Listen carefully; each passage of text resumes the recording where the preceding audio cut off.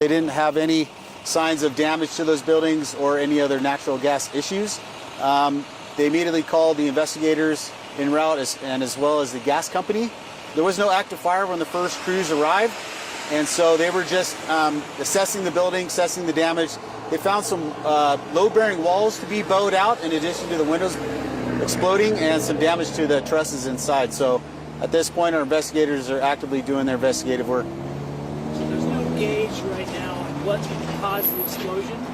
No, it's looking like the probability of natural gas, some sort of natural gas incident has happened, but we don't know the extent of where the natural gas was coming from or, kind of how it happened. But it found an ignition source. It sounds like it almost kind of blew itself out, and then the natural gas was still pouring out and trying to find an ignition source. So when they arrived, it had blown out, the gas had blown something out, but there was no more flammable material for it to explode, and it was still coming out. Correct. Yeah, there was. Sound like they just had some smoke that was coming from the roof line, but no active firefight needed to happen. So took a defensive posture, killed the gas, and then just had hand lines in place in case there was a reignition. And no gauge whether it was the Subway or the Hawaiian China restaurant? No gauge right now. Of course, our investigators kind of work from the outside in, from the least damage to the most damage. It almost looks right now that a majority of the damage was somewhere around that China grill, but we don't know exactly if that's where the definitive origin is. How do you go ahead, sorry. How do you go about doing an investigation like this? You said obviously start with the damages and stuff, but how do your crews go and assess something like this? Well, this incident started de-escalating almost as soon as it escalated. As soon as we got the natural gas cut off, we started releasing crews, and then that's when the real investigative work comes. This is a combined effort between our investigators.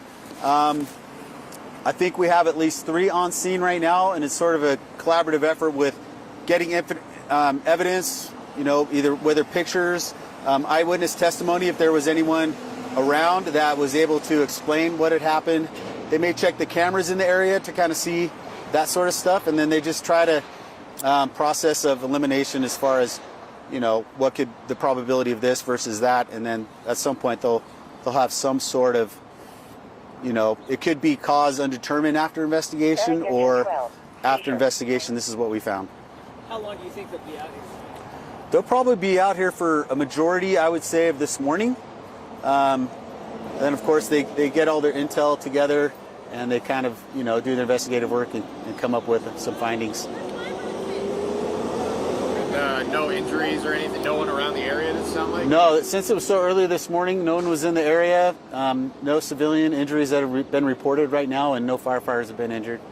Sorry. Do you have any damage to neighboring buildings? Like obviously the Carl's Jr. is right there, or the Apollo Burger, anything? No. The initial indications, to me, I'm getting reports that there's no damage to the Apollo Burger, or the gas pumps themselves, or the Carl's Jr. Those are the immediate, what we call exposures to the building of origin. How lucky of a situation is it to just have it basically contained to the building here when there's a gas pump, other businesses, apartments? I say it's pretty lucky. I mean, if it were a different configuration, being that, if there was buildings that were closer than where they are now, and the fact that it almost looked like it came out into open area, I think we're pretty lucky that no one was around. And the time of day, obviously, most people are sleeping, and if this was during the day and it was occupied, more than likely someone would smell the smoke initially and be able to go ahead and kind of cut the gas off. But since it was unoccupied, it probably lent its way to a buildup of gas and then found an ignition source. What does this tell you as far as how dangerous these situations can be that people at home need to be aware of when it comes to natural gas? Man, I'd say, anytime you smell something, call us. Some people just kind of sit on the fence. I don't know if I should call or whatnot, but whenever you're in doubt, call us, and we can get our people down there. We have, detection monitoring that we can go through, make sure the house is safe. Get out of the house if you can. As you're leaving, open windows and doors, and then give us a call when you're exiting the building. And potential is the same in some house or wherever it could be. for something like this?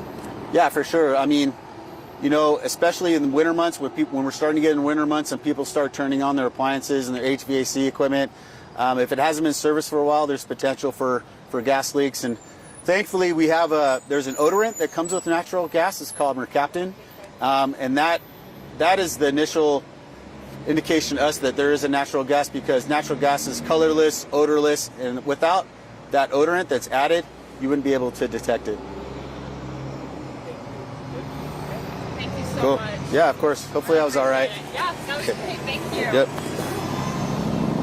Boom, boom.